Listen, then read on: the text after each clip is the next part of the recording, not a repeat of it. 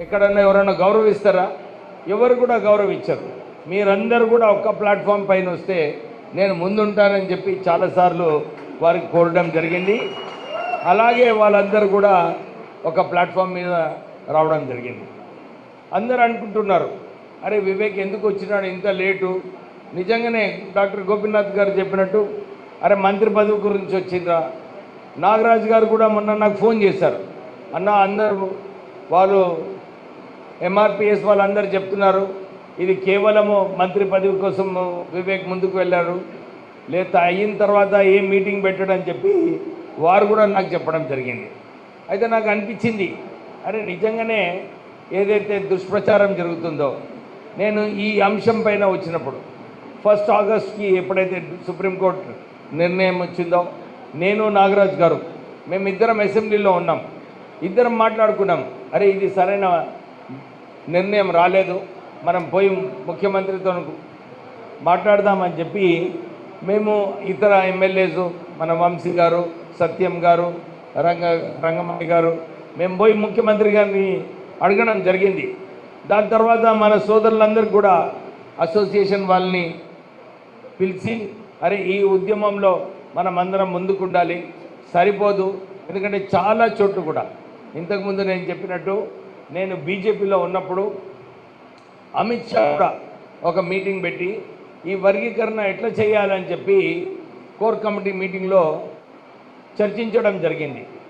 నేను ఏకైక వ్యక్తిని అన్నమాట. అప్పుడు దాన్ని నేను అమిత్ షా గారికి చెప్పినాను, మీరు ఏదైతే మాట్లాడుతున్నారో మాలలో కేవలం 20% అని చెప్పి ఇదంతా తప్పుడు ప్రచారము, ఇది కేవలము వారి సొంత లాభాల కోసము, మన మాలా కమ్యూనిటీ చాలా తక్కువ ఉందని చెప్పి వీళ్ళందరూ కించపరుస్తున్నారు. మీరు ఏ నిర్ణయం తీసుకున్నా కానీ సరైన సర్వే తర్వాతనే మీరు నిర్ణయం తీసుకోవాలని చెప్పి నేను అమిత్ షాని నిలదీయడం జరిగింది. యాక్చువల్లీ ఆ మీటింగ్లో జిహెచ్ఎంసీ మీటింగ్లో ఎలక్షన్స్ కూడా అప్పుడు నేను ముందుండి పార్టీని మా తరఫున 45 మంది గెలిచినారు. కానీ మీటింగ్ అయిన తర్వాత నేను అనుకున్నాను, అరే మంచిగా పని చేసినారు, అందరూ మాకు అభినందనలు చెప్తారు అనుకున్నాను. కానీ అక్కడ వాళ్ళు లేదు, కులం ప్రకారంగా మీరు అన్ని నిర్ణయాలు తీసుకోవాలని చెప్పి మళ్ళొక్కసారి అక్కడ కూడా మేము 80% ఉన్నాము, మా గురించి మీరు చూడాలని చెప్పి ఏమి పని చేయలేదు.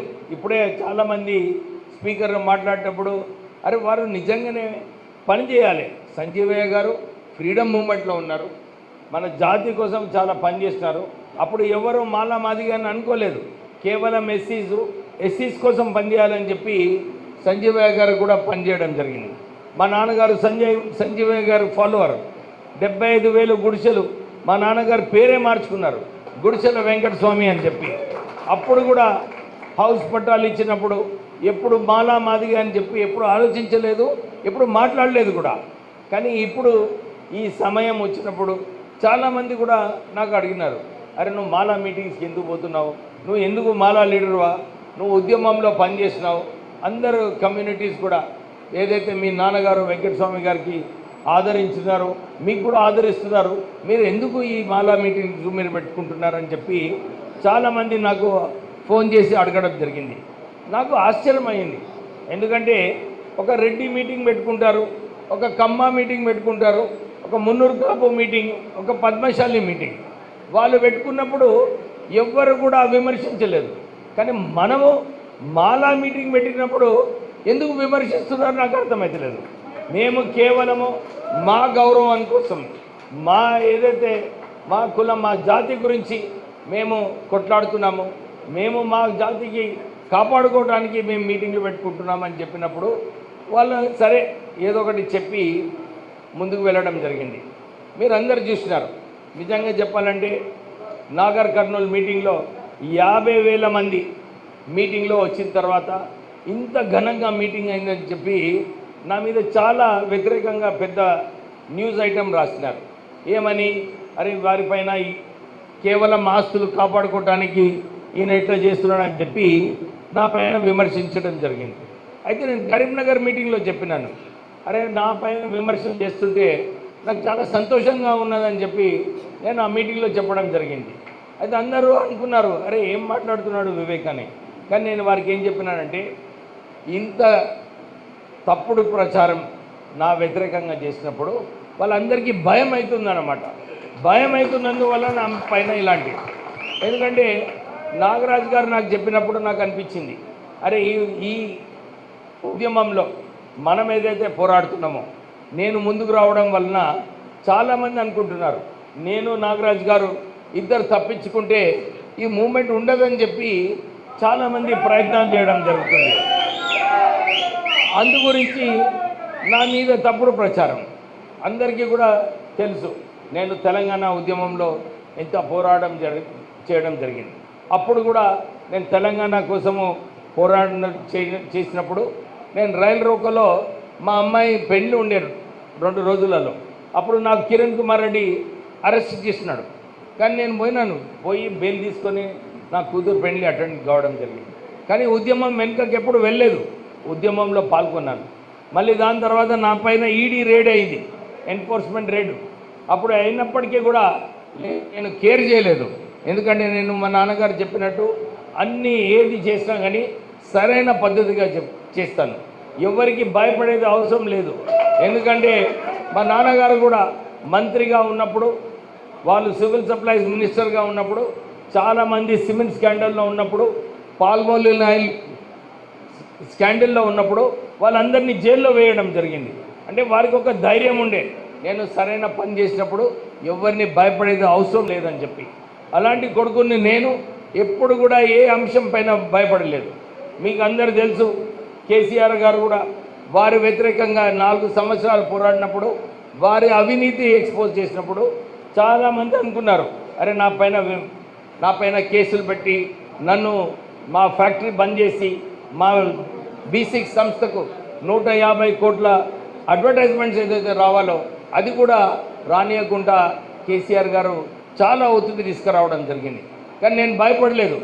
నాకు కూడా వారు చాలామంది మినిస్టర్ పోస్ట్ అప్పుడే ఇవ్వాలని చెప్పి ముందుకు రావడం జరిగింది.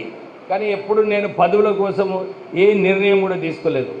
ఏదైతే ఇప్పుడు దుష్ప్రచారం చేస్తున్నారో వీరు కేవలము మంత్రి పదవి కోసమని. నేను కాంగ్రెస్ పార్టీలో వచ్చినప్పుడు వాళ్ళందరూ కూడా కొన్ని అంశాలలో చెప్పినారు, సార్ ఈ ప్రాంతంలో మీరే నిలబడినప్పుడు మీరే గెలుస్తారు అని చెప్పి నన్ను ఇన్వైట్ చేయడం జరిగింది. చాలా అంశాలు వారు మాట ఇవ్వడం జరిగింది. మీరు అందరు చూసినారు. మొన్న రవీంద్ర భారతిలో కూడా ముఖ్యమంత్రి ఏం పలికినారు. నేను నిన్న చెన్నూరులో కూడా చెప్పినాను, ఏదైతే దుష్ప్రచారం ఏదైతే చేస్తున్నారో కేవలం మంత్రి పదవి కోసం అని చెప్పి నేను దాన్ని తీవ్రంగా ఖండిస్తూ నేను ఇదే చెప్పినాను, పదవుల కోసం ఎప్పుడు కూడా నేను పని చేయలేదు. ఎందుకంటే మేము కేవలము ప్రజల కోసము సేవ చేయడానికి మీకోసము. ఎందుకంటే నేను చాలాసార్లు చెప్పినాను, మీరందరూ కూడా అనుకుంటున్నారు మీరు ఎందుకు వెనుకకున్నారు. రాజేష్ గారు మంచిగా చెప్పినారు పాటలో, మీరు జాగోమాల అని. ఎందుకంటే మీరు ఎప్పుడైతే బయటకు వస్తారో మీ ధైర్యం చూసి మేము బయటకు వస్తాం.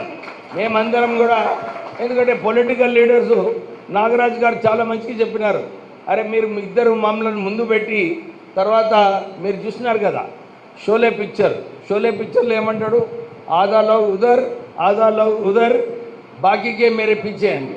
అంటే మేమిద్దరం ఒక్కళ్ళమే కావద్దు, మీరందరూ కూడా మా వెనుక ఉంటే ఏ పోరాటమైతే మనం సిద్ధంగా చేయొచ్చు. చేద్దామా మనం అందరము? దమ్ము కనబడతలేదు ఖమ్మంలా. చేద్దామా పోరాటము? సో దీనికి ఈ పోరాటం చేయాలంటే ఏం చేయాలి? నాకు చాలా సంతోషం అనిపించింది ఈరోజు ఈ మీటింగ్కి వచ్చినప్పుడు. చాలామంది ఉద్యోగస్తులు వచ్చి కలిశారు. సార్ నేను టీచర్ని, నేను డాక్టర్, మా సోదరుడు డాక్టర్ గోపినాథ్ వెళ్ళిపోయినా మాట్లాడి, ఆయన మా సీనియర్ కాలేజ్లో మా స్నేహితుడు కూడా ఉన్నాడు, మా జూనియరు. నేను డాక్టర్గా ఉన్నప్పటికీ కూడా నేను ఈ పాలిటిక్స్లో రావడము ఎప్పుడు కూడా మాలా ఉద్యోగస్తులు, మా నాన్నగారు ఎప్పుడు కొట్లాడేది వాళ్ళ కోసం. వారు చెన్నారెడ్డి గారు ముఖ్యమంత్రి అయినప్పుడు 4 కలెక్టర్స్ని 4 ఎస్పీస్ కూడా పోస్ట్ చేయించడం జరిగింది. మా ఎస్సీస్కి కూడా మంచి పదవులు రావాలని చెప్పి ఎప్పుడు కూడా కొట్లాడేవారు. ఏసీబీ కేసెస్ అయినా కానీ, పోస్టింగ్స్లో అయినా కానీ ఇక్కడనే నర్సయ్య గారు ఉన్నారు, మన డిఎస్పీ గారు, వారిని కూడా మన పెద్దపల్లి సిఐ కావాలంటే 2 minutesలో వారు మాట్లాడి పోస్టింగ్ చేయించడం జరిగింది. అంటే మీకు ఎందుకు చెప్తున్నానంటే మా కుటుంబము, మా నాన్నగారు ఎప్పుడు కూడా మన వాళ్ళ గురించి ఆలోచించారు, మన వాళ్ళ గురించి కాపాడుకోవాలని చెప్పి వారు ఎప్పుడు కూడా పనిచేయడం జరిగింది.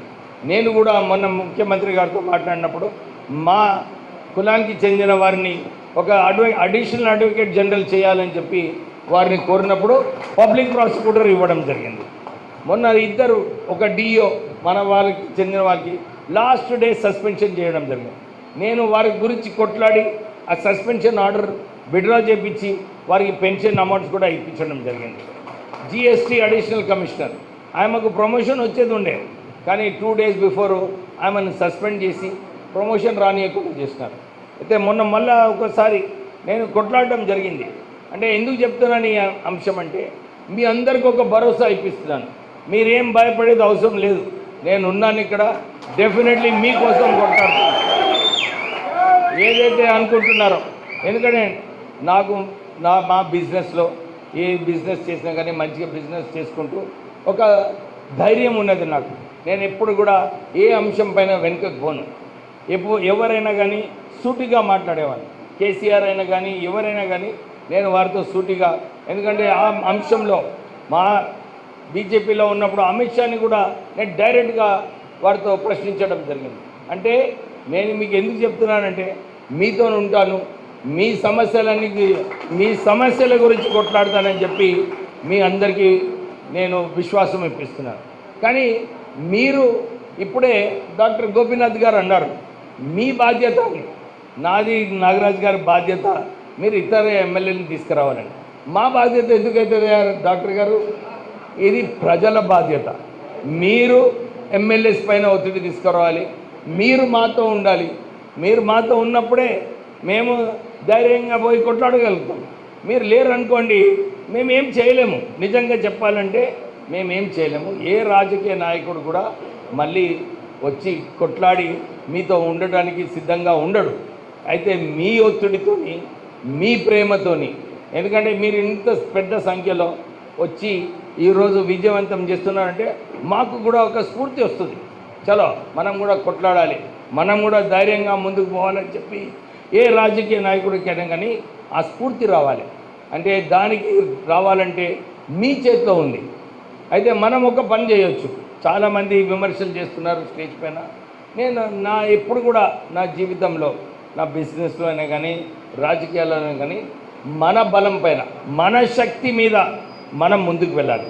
మన శక్తి ఏందయ్యా? మన శక్తి, మాలల శక్తి ఏంది?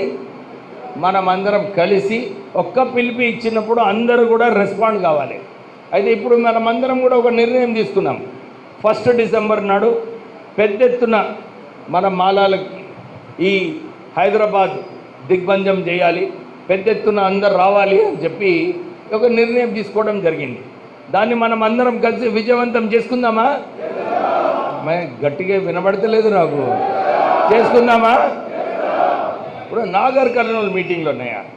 నాగర్ కర్నూలు మీటింగ్లో పాపం టీచర్స్, ఉద్యోగస్తులు వాళ్ళందరూ కూడా ఏ గ్రామంకి వెళ్ళి మాలా బస్తీకి వెళ్ళినప్పుడు రాత్రి 11 గంటలకు వెళ్ళినప్పుడు కూడా మాలాలందరూ కూడా వెయిట్ చేసి కలిసి, సార్ మేము వస్తాము, మేము మా సొంత పైసలు పెట్టుకుంటాము, మేము మా భోజనాలు చేసుకొని మేము వచ్చి విజయవంతం చేస్తామని చెప్పి నిజంగా పట్టుదలతోని నేను ఆ మీటింగ్ వెళ్ళినప్పుడు నేను కూడా ఆశ్చర్యపడిపోయినా. 50,000 మంది వీళ్ళు ఉట్టిన మాట్లాడుతుండ్రు. ఆ కాంబ్లే ఉన్నాడు ఇక్కడ, ఆయన 2 లక్షల మందిని తీసుకొస్తానని చెప్పిండు.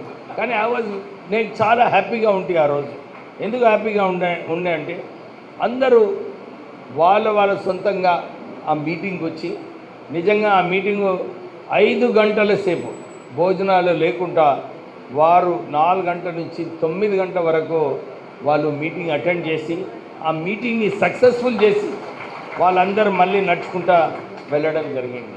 దాని తర్వాత మనం ఆదిలాబాద్ మీటింగు, వరంగల్ మీటింగు, గోదావరి గని meeting, Ibrahimpatnam meeting, Nizamabad meeting, అన్నీ కూడా చాలా పెద్ద ఎత్తున మనం ఈ మీటింగ్లన్నీ కూడా సక్సెస్ఫుల్గా చేయడం జరిగింది. మనకు టెస్ట్ కేసు 1 December అయ్యా. ఎందుకంటే నేను ఏ పొలిటికల్ పార్టీలో చూసినప్పుడు మాలలకు ఏదైతే గౌరవం రావాలో, మాలలకు ఏదైతే రెస్పెక్ట్ రావాలో అది రావడం లేదు.